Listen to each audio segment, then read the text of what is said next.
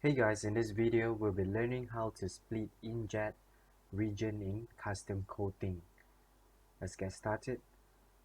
So go into our coating function to our customize coating.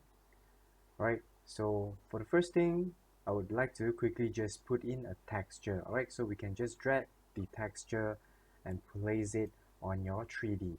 Alright, so if you would like to enter the 2D mode, you may just double click onto your wall.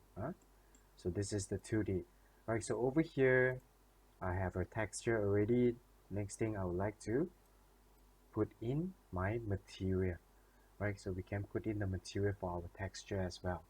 Okay, so after we put in our material, we can click onto the inject library.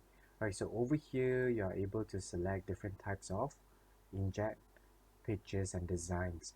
Okay, so for example, I'll be using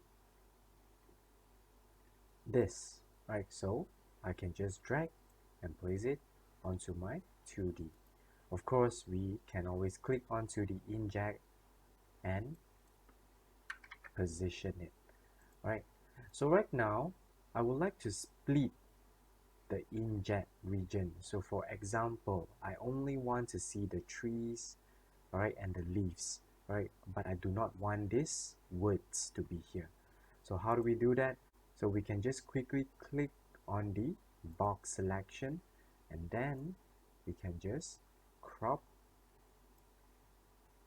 Alright, so once you're done drawing the part that you want to crop, you can click on the scissors, the separation of district. Alright, so once you click on that, right now it becomes two different regions. I do not want to see these widths. I can just quickly press delete. And there you have it. So this is how to split inkjet region in custom coating. Good luck trying, guys.